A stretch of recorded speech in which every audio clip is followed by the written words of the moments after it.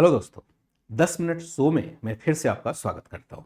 आज एक महत्वपूर्ण शब्द को लेकर के थोड़ी सी व्याख्या करेंगे और वह शब्द अक्सर आप सुनते होंगे। कहा जाता है कि मनुवादी कोई व्यक्ति है। जैसे कि अभी खड़गे साहब को सुन रहे थे, उन्होंने ये संसद में जब बयान उन्होंने दिया कि शैक्षिक संस्थानों में मनुवादियों की संख्या बढ़ गई है, या जो अभी प्रोटेस्ट हो रहा था या अन्य जगह पर आपने लगातार अभी यह शब्द सुना कि मनुवादी व्यक्ति होते हैं, यानी मनुवादियों की संख्या बढ़ रही है। अब यहां पर एक सवाल उत्पन्न होता है कि ये मनुवादी है क्या? ये मनुवादी या एक शब्द है मनु और वादी, यानी मनु को मानने वाला कौन है? तो मनु को मानने वाले के संदर्भ में बातें एक उभर करके आती है कि एक मनु हुआ करते थे। कहा जाता है कि उनकी उत्पत्ति ब्रह्मा जी के द्वारा की गई थी सृष्टि की संरचना के लिए, और उनके साथ एक स्त्री की भी संरचना की गई। जैसे यहाँ पर इंफॉर्मेशन देखेंगे कि यहाँ पर जो बयान है, तो जैसे मैं बताता हूँ उस पर कि जैसे ब्रह्मा जी ने सृष्टि की रचना की, स्वयं भी मनु को शतरूपा है, और ऐसे 14 मनु हुए हैं, जिनमें से अभी वर्तमान में 7वें मनु चल रहे हैं, जिसके वैवस्वात मनु भी कहते हैं। यह जो मनुवादी शब्द आप सुनते हैं, असल में यहीं से उभर करके आया है कि मनु नामक एक ऋषि ने लिखा है मनु स्मृति, और मनु स्मृति में कुछ ऐसी बातें लिखी गई है जो लगता है कि शायद सामाजिक भेदभाव उत्पन्न करने वाला रहा हो। यानी ऐसा भेदभाव जिसमें कि हम जातिगत असमानता की बात करते हैं, किसी वर्गों के अधिकार के हनन की बात करते हैं, और किसी वर्ग के लिए कहते हैं कि वह समाज में जीने लायक नहीं है, या वह समाज में समानता प्राप्त करने लायक नहीं है। उसी तरह से स्त्रियों के लिए भी बातें की गई है। स्त्रियों को हमेशा दब करके रहना चाहिए, पुरुषों के अधीन रहना चाहिए, या अन्य प्रकार के जो भी शब्द हैं। तो कहने का संदर्भ है कि जब किसी हम पॉलिटिकल लीडर को या अन्य जगह पर जो भी बातें यूज होती है या जो लोग यूज करते हैं, यह मनुवादी है, तो उसका संदर्भ यही है, वह कह रहे होते हैं एक्चुअल में कि यह एक सामाजिक समानता को मानने वाला व्यक्ति नहीं है, यानी सामाजिक असमानता में विश्वास रखता है, और किसी वर्ग को इस आधार पर पददलित करना चाहता है, वह पर्टिकुलर एक जाति से बिलोंग करता है। इस आधार पर आप देखेंगे कि अक्सर राजनेताओं के द्वारा, सामाजिक सुधारकों के द्वारा, जो सामाजिक सुधारक यह कहते हैं कि सामाजिक असमानता का जड़ एक ग्रंथ है, वो मनुस्मृति को जलाते भी रहे हैं। जैसे कि डॉक्टर बाबा साहब भीमराव अंबेडकर के द्वारा जब शुरुआत की गई थी, या चाहे ईवी रामास्वामी नायकर पेरियार के द्वारा, तो उन्होंने हमेशा इस ग्रंथ की आलोचना की और कहा यही ग्रंथ है ऐसा जिसने सामाजिक विषमता का आधार तैयार किया है, इसलिए हमें इस ग्रंथ को नहीं मानना चाहिए। तो चलो कोई बात नहीं, नहीं मानना है तो अच्छी ही बात है, क्योंकि सामाजिक असमानता की बात तो हम या कोई भी व्यक्ति स्वीकार करना शायद नहीं चाहेगा, और माना जाता है कि अगर ऐसा कोई व्यक्ति है तो बहुत पिछड़ा है। तो पहली बात तो स्पष्ट है कि मनुवादी किसको कहते हैं? तो मनुवादी कहते हैं जो कि सामाजिक विषमता में विश्वास रखता हो। मनुवादी उसको कहते हैं जो किसी खास वर्ग को पददलित ही देखना चाहता हो, या अधिकार नहीं देना चाहता हो, या स्त्रियों को कलंकित करता हो, स्त्रियों को विवाह का अधिकार नहीं देता हो, संपत्ति का अधिकार नहीं देता हो, या फिर स्त्रियों को कहे वह हमेशा घर के अंदर रहने वाली चीज है, यानी वह पुरुषों के अधीन है, चाहे वह बचपन में हो, चाहे माता के रूप यानी पत्नी के रूप में हो, चाहे वह माता के रूप में रहा हो, वह हमेशा अपने पुत्रों के अधीन ही रहेगा। तो जब यह शब्द हम सुनते हैं तो उसका साधारणतया अर्थ यही निकल करके आता है। इसलिए वैसे व्यक्ति को मनुवादी कहते हैं जो इन चीजों में विश्वास रखता हो। अब राजनेताओं के ऊपर तो नहीं जाएंगे कि वो उन्होंने क्या सोच करके कहा कि कौन मनुवादी है कौन नहीं है। इसके चक्र में हमें तो नहीं पढ़ना है, और आपको भी नहीं पढ़ना चाहिए।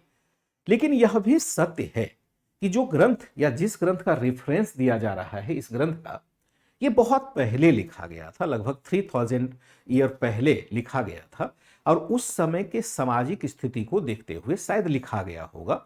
आप पढ़ते हैं मौर्योत्तर काल, मौर्योत्तर काल में हम देखते हैं कि बहुत सारी विदेशी जातियां भी समाहित हो रही है भारतीय समाज में, और विदेशी जातियों की परंपराएं समाज के साथ जुड़ रही है, और जिस प्रकार से वह अलग अलग वर्ण के साथ जाकर के मिल रही है, कि जैसे मान लो कि कोई विदेशी जाति आया, वह राजा के वर्ग में है, तो वह जरूरी है कि उसके लिए राजन्य वर्ग के साथ ही जुड़ जाएगा, यानी उसने क्षत्रियत्व का दावा किया। तो इस प्रकार की जो सामाजिक असमानता उत्पन्न हुई होगी, उसके संदर्भ में यह ग्रंथ लिखा हो गया होगा, ऐसी अपेक्षा रख सकते हैं।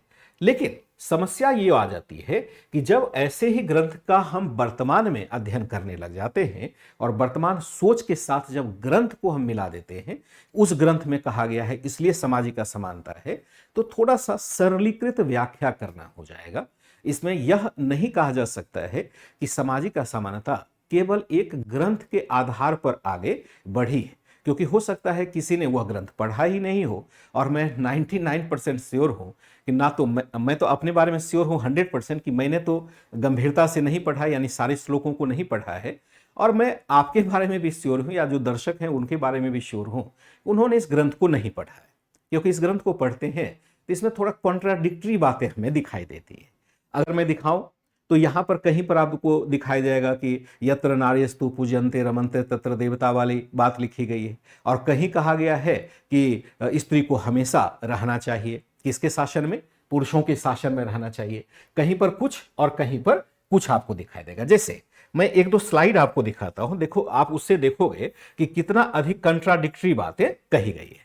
जैसे यहां पर आप देखोगे कि शासन, धर्म और न्याय की सुरक्षा की बातें इसी किताब में कही गई है। यानी इस किताब के आधार को अगर हम कहें कि धार्मिक या सामाजिक असमानता उत्पन्न हुई, तो शायद वह जस्टिफाई नहीं कर पाएंगे। क्योंकि यहां लिखा है उद्विजन्ते यथा सर्पाद गृहास्तादिनम तथा धर्मेन धनाद द्राग्य प्रज्ञा सर्वथा उद्विजेते, यानी राजा को समाज के सभी वर्गों के साथ न्याय करना चाहिए। यदि राजा पक्षपात करता है, कमजोरों की रक्षा नहीं करता है, तो प्रजा उससे उसी प्रकार डरने लगती है जैसे कि जो सांप हमारे घर में घुस आता है उससे हम डरते हैं।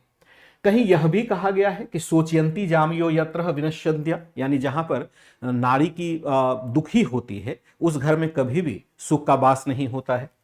कहीं यह पर भी कहा गया है कि यत्र नार्यस्तु पूजन्ते रमन्ते तत्र देवता, जिसको कि हम अक्सर निबंध वगैरह में यूज भी करते रहे।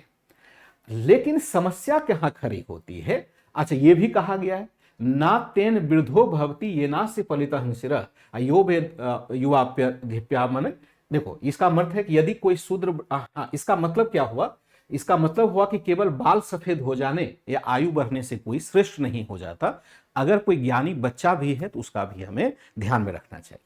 तो ऐसा देखते हैं तो लगता है कि सब कुछ तो बढ़िया ही लिखा हुआ है, लेकिन मनुवादी कहां शुरू हो जाता है, मनुवाद कहां शुरू हो जाता है, जब माना जाता है कि इसी ग्रंथ में यह भी लिखा हुआ है उद्विजन्ते यथा सर्पाद गृहास्तानागतम दिवम तथा धर्मेन धनाद्राग्य प्रजा सर्वथा उद्विजिते, यानी कोई शूद्र ब्राह्मण को कठोर या अपमानजनक शब्द कहता है तो उसकी जीभ काट देनी चाहिए। अब ये बातें घातक हो जाती है सामाजिक समानता के लिए। ये बातें यह इतनी मतलब घातक हो जाती है कि लगता है कि समाज को अंदर से तोड़ करके रख देगा। अच्छी बातें तो फिर भी एक कोने में पड़ी रह जाती है, और मुंह से निकली हुई बुरी बातें वह हमेशा समाज के लिए जहर के समान हो जाता है। ऐसी बातें लिखी गई है जिसके आधार पर हम मनुस्मृति को कहते हैं। जैसे आप इसमें भी देखो, स्त्री के बारे में कहा गया स्त्री को बाल्यावस्था में पिता के अधीन, युवावस्था में पति के अधीन, और पति की मृत्यु के बाद पुत्रों के अधीन रहना चाहिए। एक जगह हम कहते हैं यत्र नार्यस्तु पूज्यन्ते, और दूसरी जगह कहते हैं स्त्रियों को कब्जे में रहना चाहिए। एक जगह हम कहते हैं कि समाज में सबको अच्छे रहना चाहिए, और यह भी कहते हैं कि चाहे ब्राह्मण बड़ा ही क्यों ना हो, ज्ञानी नहीं है तो उसको नीचे ही रहना चाहिए उससे जो कि नीचे का व्यक्ति है, यानी जो अल्पज्ञ है या अल्प आयु का भी है। अब ये कॉन्ट्राडिक्शन हमेशा तो समाज में रहा है, अभी भी आप देखेंगे तो तकरीबन यही कॉन्ट्राडिक्शन दिखाई देगा, कहीं अच्छा है कहीं बुरा है। तो जो बुरा है उसको हम हाईलाइट करते हैं, वह कहते हैं कि यह गलत है, बार बार कहते हैं यह गलत है, ताकि लोग सही करने की तरफ प्रेरक हो या प्रेरणा सही करने की तरफ मिले। जैसे ही हम गलत सोचते हैं समाज में वह विखंडनकारी तत्वों के लिए प्राणवान हो जाता है। उसके लिए लगता है कि मतलब एक तरह से कहा जाए तो प्राणवायु मिल जाती है। गाली जैसे हम देखते हैं, अभी के संदर्भ में हम देखते हैं गाली देना। गाली देना कोई बड़ी बात नहीं है, गाली देना भी एक हिंदी का शब्द ही है, लेकिन वह समाज को किस प्रकार से तोड़ने का काम करता है। इन अर्थों में यह हम बेशक कह दें कि मनुस्मृति में अच्छी बातें भी है, बुरी बातें भी है, सारी बातें हो सकती है, लेकिन यहां असल में जो कहानी क्या है, कहानी है कि जो बुरी बातें हैं, समाज को तोड़ने वाली बात है, समाज का विखंडन करने वाली बातें हैं, वह बातें क्या हो जाएंगी, वह मनुवादी सोच कहलाएगी। इसलिए जब हम शब्द यूज करते हैं यह मनुवादी है, तो असल में कह रहे होते हैं वह समाज में विखंडनकारी तत्व है, वह समाज में भेदभाव कर रहा है, समाज में किसी वर्ग के अधिकारों को इस आधार पर हनन करना चाहता है, वह एक किसी खास जाति से बिलोंग करता है, किसी खास वर्ग से बिलोंग करता है। इसलिए मनुवादी जब हम शब्द यूज करते हैं, इसके लिए आप यह मत सोचिएगा कि किसी व्यक्ति को टारगेट किया जा रहा है या किसी वर्ग को टारगेट किया जा रहा है। प्रतिक्रिया यहां पर देनी है तो आप उस बुराई के प्रति देख दीजिए जो कि किसी भी खास ग्रंथ में लिखा हुआ हो सकता है या किसी खास ग्रंथ को कोट करके बताया जा सकता है। तो आशा करता हूं कि आप सभी बातों को निष्पक्ष तरीके से सोचेंगे। वैसे भी मनुस्मृति का परिप्रेक्ष्य बहुत ही अस्पष्ट है, क्योंकि यह ग्रंथ कब लिखा गया, कहा जाता है कि मौर्योत्तर काल में लिखा गया, लेकिन कब लिखा गया, इसका मूल वर्जन क्या है, ये सब कहीं बातें स्पष्ट नहीं है। एक भी कहीं मूल वर्जन नहीं मिलता है कि जिसमें कि यही बातें लिखी गई हो। लंबे कालक्रम में उसमें बहुत सारी बातें जोड़ दी जा सकती है, समय परिप्रेक्ष्य के हिसाब से, काल के हिसाब से। इसलिए हमें क्या करना है, हमें शब्द समझना है कि मनुवाद क्या है। मनुवाद का मतलब सामाजिक असमानता फैलाने वाली की बात हो रही है और इनसे हमें परहेज करना चाहिए। हमें एक ऐसे समाज का निर्माण करना चाहिए जो शाश्वत हो, अच्छा हो और जो अच्छी बातों पर चलने वाला हो। अगर आलोचना की जाती है, यह शब्द डाला जाता है मनुवादी, तो मनुवादी सामाजिक असमानता फैलाने वाले लोगों के संदर्भ में शब्द यूज किया जाता है। आशा करता हूं कि आपने अच्छे से इस शब्द को समझा होगा। धन्यवाद।